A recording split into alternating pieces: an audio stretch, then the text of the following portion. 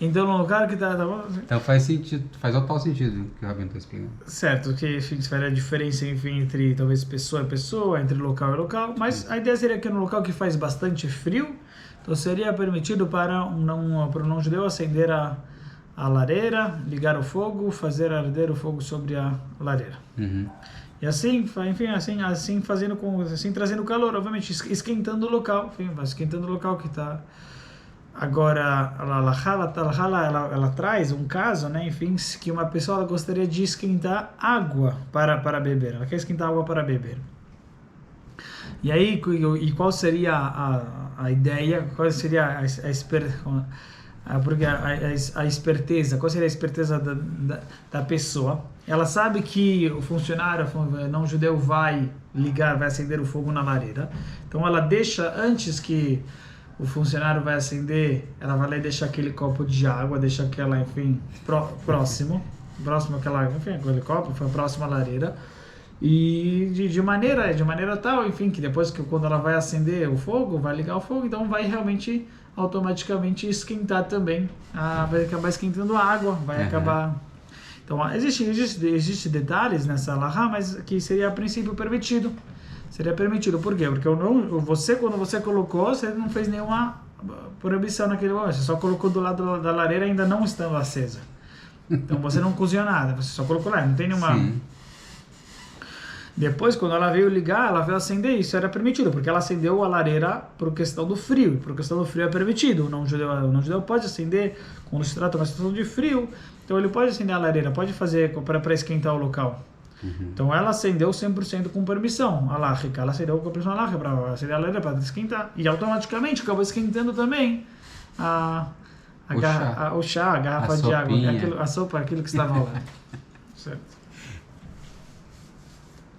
Mas isso trazido com relação a isso isso que você acabou de perguntar. Você acabou de perguntar se poderia colocar água no Shabat em si. Antes do Shabbat Serdei. Agora, no Shabbat em si, você pode colocar, sabendo que vai ligar daqui a alguns minutos, enfim, daqui. Então, de acordo com esse detalhe, sim, com essa dedução que nós acabamos de trazer, sim, seria permitido a pessoa colocar na garrafa, enfim, antes de que acenda, e depois, enfim, daqui a alguns minutos vai ligar, ou uma hora, o que for, e aí esquenta. Mas no momento que eu coloquei, não aconteceu nada. Então, existem alguns detalhes a respeito, mas a princípio, sim, seria permitido.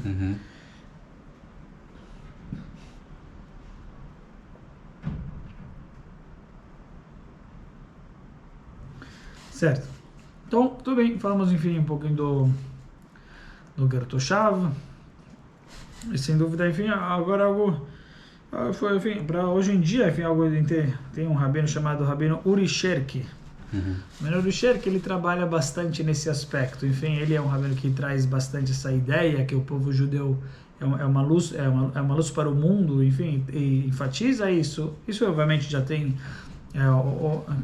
essa ideia já tem uma base, enfim, nos profetas, Or Laolam, uma luz, Or Lagoim, uma luz para as nações. Só que, obviamente, não há um foco do judaísmo ortodoxo, mas ele, enfim, como rabino, um rabino também, enfim, ortodoxo, enfim, tem uma linha talvez um pouquinho mais leniente, vamos chamar assim, enfim, uma posição talvez um pouquinho diferente no sentido... Cabeça mais aberta? Sim, cabeça mais aberta, assim, nesse aspecto secular, justamente, nesse aspecto secular. Então ele foca bastante nesse aspecto, sim, do povo judeu, não só com nós mesmos, não só com o povo judeu em si, mas também com relação as demais nações. Enfim, tem uma certa instituição que ele até, enfim, ele é o Nassi, enfim, é o que ele representa, enfim, quer dizer, então na verdade Chabad, obviamente, sem dúvida que também tem essa ideia, no sentido, mas talvez não como fazer instituição para isso, hoje em dia começou talvez um pouco mais, mas o Rebbe em si, ele focou mais, enfim, Beit Chabad para a própria comunidade judaica e distribuir, mas o Rebbe enfatizou muito distribuir cartões para Ben Noach, distribuir cartões, enfim, onde lá, então distribuir, enfim, divulgar as 7 leis de Noé. Divulgar as 7 leis de Noé, mas talvez com a ênfase ainda dentro da comunidade. Mas esse, enfim, Rav Uri Sherki, ele já justamente trabalha mais esse aspecto, enfim, de constituição, de forma mais formal, a importância que o povo judeu tem com relação aos outros povos do mundo, e tem as outras nações, e por isso, então, tem gente que vem, enfim, até ele, que a gente vem até o Beidin dele, eles fazem esse tipo de enfim, interessante esse tipo de que as pessoas aceitam no Beidin, aceitam sobre si as 7 leis de Noé. As 7 leis de Noé, que assim então ele está fazendo o trabalho que o povo judeu tem para com relação, que o judaísmo tem com as nações do mundo. Enfim, que eles recebam sobre si as 7 leis de Noé.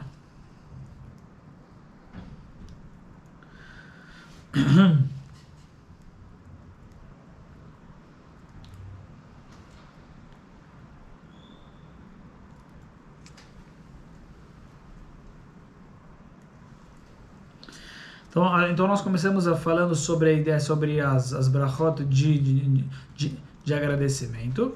E aqui nós continua al-hazekin val-ha, sobre uma estrela cadente. Estrela cadente sobre o terremoto, sobre o trovão, sobre o furacão, sobre os raios. São as mesmas que estão no final do Sidur?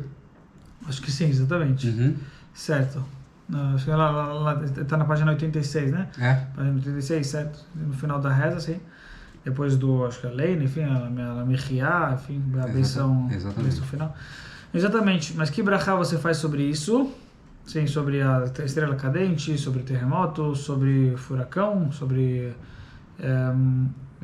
trovão e sobre raio. Baruch shekocho gvurato maleh olam. Bendito é aquele que sua força e sua severidade preenche o mundo. Baruch shekocho gvurato maleh.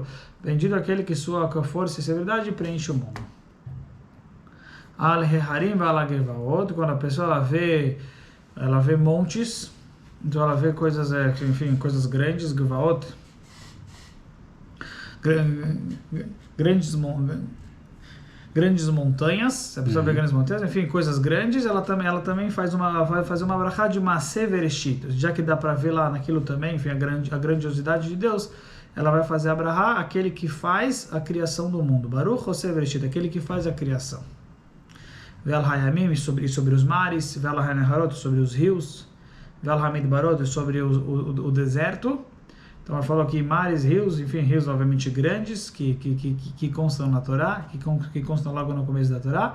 Rios grandes, mares, enfim, e assim também sobre os desertos. A pessoa faz justamente essa brachá, aquele que Hashem faz, aquele que Hashem, bendito é Hashem que faz a criação do mundo, que faz as criaturas, que faz a criação do mundo, certo? Baruch Oseh Maaseh Bereshit. Então são brachas, aí traz a opinião de Rabi Yehudá, que Rabi Yehudá opina que quando a pessoa vê o mar grande, existe uma discussão o que significa mar grande, se refere ao oceano, se refere ao Oceano Atlântico, pelos 4 lados. Se ela vê um dos oceanos, enfim, o mar Oceanos, ou se ela vê o mar que está perto de Israel. O que se refere? É menor, mas só que já que está perto de Israel, ele já tem uma brachá especial para ele. Mas aqui ele nos traz, enfim, aqui ele traz qual seria Yam HaTichon, certo? O Mar Vermelho, o mar que o povo judeu, que é o mar que você atravessa entre Israel e Egito. Yam HaTichon. E por que chamar Mar Grande? O Mar Vermelho não é tão grande, mas porque ele é perto de Israel, e por causa da importância de Israel, então por isso ele é chamado de Mar Grande. Mas outra opinião fala que seria o oceano. Yam Oceanos, enfim, que é o mar, mas eu não sei se que é o maior de todos os mares, que ele envolve o mundo inteiro. Então já por causa do seu tamanho teria essa brachá especial. Tá bom? Sim. Oi? Não. Fica à vontade. Não. Certo. Então, assim, são importantes essas brachot, né? Enfim, quando enfim, são situações que a pessoa está vendo a grandiosidade de Hashem no mundo, como a gente falou sobre milagres, She'asa Nisim Avoteinu Bamakom Hazeh, que fez milagres para nossos antepassados neste local, com relação a essas situações agora que a gente está falando, de Oshikoho, que sua força, sua severidade, enfim, o seu poder preenche o mundo. que seria sobre trovão, raio, estrela cadente, furacão, terremoto, enfim, Deus livre, mas que mostra a força de Deus, mostra, enfim, como é o poder de Deus sobre o mundo, e, enfim, sobre coisas que mostram a beleza, a grandiosidade de Deus no nosso mundo, enfim, as criações incríveis. Sobre isso você faz o Sema Sei Bereshit. Você vê, enfim, aquele mar, você vê aquela montanha, enfim, são coisas que, assim, então você fala, você agradece a Deus, enfim, e abençoa Ele pelo fato dele ter feito, enfim, coisas tão grandiosas, que Ele é o Criador da natureza.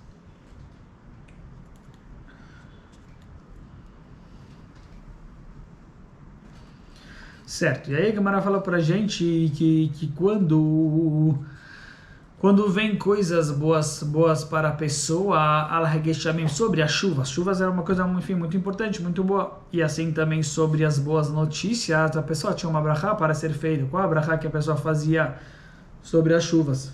E sobre as boas notícias, Baruch Hatov Vehametiv. Bendito é aquele que é bom e faz coisa boa. Então, quando tem uma boa notícia, a gente fala aquele que é bom e faz coisa boa. Então, chuvas ou boas notícias? Fala, Tov Vehametiv. E agora, sobre notícias ruins, o que a pessoa fala? Baruch Dayan Emet.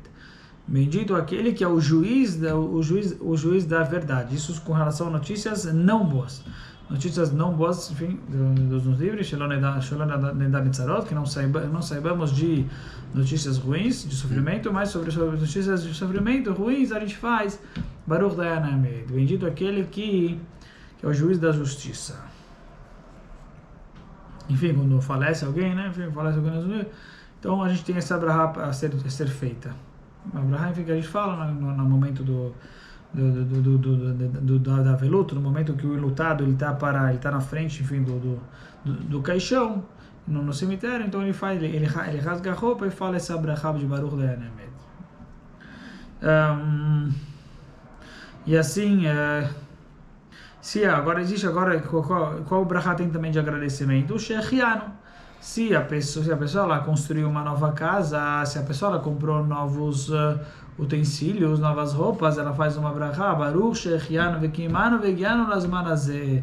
Bendito é aquele que nos fez viver até aqui, que nos fez existir até aqui, que nos fez chegar até aqui, neste momento. Shechianu, que enfim, que nos fez viver, nos fez chegar até este momento.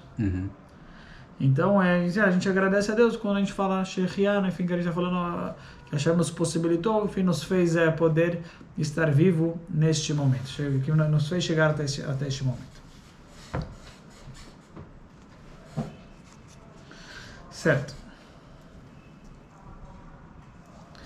Então, a gente aprendeu aqui também a brachá de Shechianu. Aí a Gemara ela vai nos ensinar que a brachá de Shechianu, em geral, ela é feita, são duas brachot de agradecimento, certo?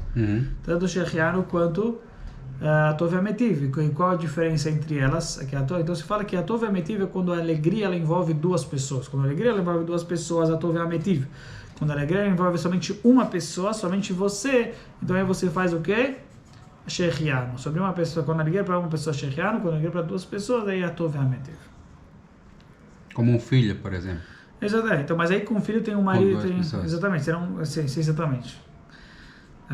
Duas pessoas, então talvez seria a Tov Vehametiv. A gente pode ver os detalhes na Halachá, mas tem até, enfim, vai abrir um bom vinho. Até existe, porque bom vinho, enfim, também tem essa ideia. E se é entre duas pessoas, também, enfim, faria a Tov Vehametiv. Vai abrir um bom vinho, 3 pessoas, enfim, isso daqui traz algo. Então também é a Tov Vehametiv.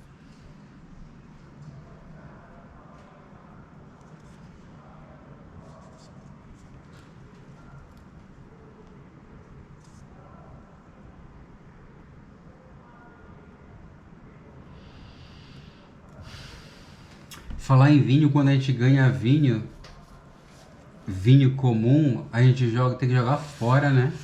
Eu ganhei um vinho normal e deixaram lá na portaria. O que fez? E a menina subiu. Sim, mas aí o que você vai... Aí tá lá na sacola. Joga no lixo, né? Olha, teoricamente você pode ter proveito. Você pode ter proveito. Em que sentido? Não, quer dizer, você pergunta se você tem que jogar fora ou você teria que... ou você poderia dar para alguém, certo? Eu posso dar pro rabino se encarregar de... né? Pode? Não, Isso é possível, não, eu quero dizer, hipoteticamente. Não precisa, se jogar fora, jogar fora, enfim. Se for... Porque aqui no prédio não tem ninguém, todo mundo é religioso. Não tem pra quem dar. Ah, entendi. Que jogar fora vai direto no lixo, né? Certo, entendi. Não, entendi. Não. A pergunta é se você precisar... Não, mas para qualquer outra pessoa, não pode dar, enfim, se fosse o caso, dar para algum funcionário do prédio. Não pode. Não pode? Não, eu já fiz uma vez. Por lei do prédio? Já ganhei. Não, eles bebem escondido lá. Não, mas... mas por lei do prédio? Não tem lei do prédio, então... eles bebem escondido. E qual o problema? Que eles ficam bêbados, Rabino, lá na portaria. Tá, entendi, quer dizer, uma questão do... Sim, tá bom. Não, mas ele vai presentear, enfim, às vezes não presentei algum vinho. Enfim, qualquer situação. Da caixinha aqui. Entendi. Não é me aconselharam já a não fazer. Não. A não fazer mais. Porque dão, né, presente. Tem uns períodos aí, os períodos de festa que as pessoas elas dão presentes. Que eu não entendo muito bem, mas sempre chega presente. E às vezes vem livros e tal. Livros é mais fácil de dar em doação, né? Hã? Livro é mais fácil de dar em doação. Não, entendi. Então, mas vinho fechado... Não é comum, tá bom? Perfeito. Tem essa questão. O que eu diria... Não, aqui assim, com relação a... Traz aqui a...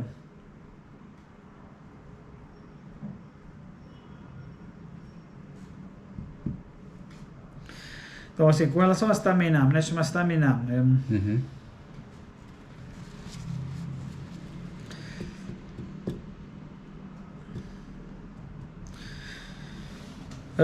A pergunta é com relação, enfim, a um vinho que foi feito por um não-judeu. Enfim, existe uma proibição de yain nesser, enfim, de vinho que foi, talvez ele foi utilizado, utilizado para fazer idolatria. Talvez foi utilizado para fazer, e por isso então nossos sábios proibiram qualquer coisa que é de uva, enfim, que envolve vinho, que envolve uva, porque existe essa questão que eles utilizavam para idolatria, então por isso poderia ter essa possibilidade, enfim, que esse suco de uva, esse vinho foi feito de idolatria, então por isso idolatria não pode obviamente ter proveito, existe uma proibição natural de ter proveito de idolatria. Sim. Então por causa dessa suspeita aqui, o vinho de um não-judeu, poderia haver a ideia que foi utilizado para a idolatria, e principalmente naquela época, enfim, onde a idolatria era muito forte, todos eram idólatras, então eles decidiram por uma vez por todas proibir o vinho do Akum, o vinho do idólatra, enfim, o vinho do não-judeu, porque poderia ser que ele utilizou esse vinho para idolatria. Então eles, enfim, consideraram qualquer vinho como um vinho que foi, mesmo que a gente não sabe se foi usado para idolatria ou não, mas considerado como se foi, enfim, que... Só para esclarecer, sim. O Rabino está tratando aquele vinho que vem que antigamente era no barril, né? Quer dizer, certo, não quer dizer... Que era no barril, né? Não, mas ou um lacrado. Não, mas isso não vai numa garrafa. Não, isso não vai fazer diferença. Se foi um não-judeu que fez, não vai fazer diferença. Não? Se foi um não-judeu que fez... Então, o vinho é de um não-judeu. Está fechado, como que ele vai fazer idolatria com o vinho? Não, mas ele pode ter feito... Não, ele pode já ter feito. Com parte do vinho? Com parte do vinho? Não, ele pode já ter feito, enfim. No sentido, eu entendi o que você falou. Assim, ele pode já ter utilizado aquele vinho, ou seja, o que seria o modo de fazer a idolatria?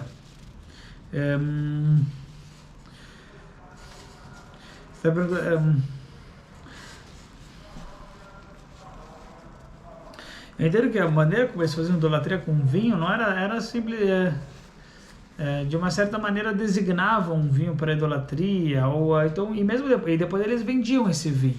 Eu não acho que, enfim, era... Porque senão até, enfim, era mais ou menos, enfim, designava esse vinho para idolatria, ou colocava na frente da idolatria e depois vendia. Entendi. Então aqui no caso, ele usou o vinho, teoricamente, não, ele fez... Sim, imaginando. Ele usou de uma certa, ele usou esse vinho para idolatria e depois engarrafou o vinho. Entendi. Obviamente que a gente vai vir agora para a questão que isso não é comum hoje em dia, né? Isso não é comum, então essa vai ser na verdade a discussão que a gente vai ver entre o Uremá e o Mechaber. Só que a ideia na época pelo menos era essa, que ele fez o vinho e obviamente utilizou para idolatria, significa não que ele derramou na idolatria, não, mas simplesmente colocou na frente ou pensou na cabeça dele de usar isso aqui para idolatria, de poder fazer, de designar isso, destinar para que fosse para algum tipo de idolatria, de alguma maneira. É uma pergunta interessante, né? Como era feita essa idolatria com vinho aqui nessa situação, porque ele não utilizou na prática derramando, como é que ele foi, mas talvez ele só colocou lá e depois pegou de volta, né? Enfim, não tem esse tipo de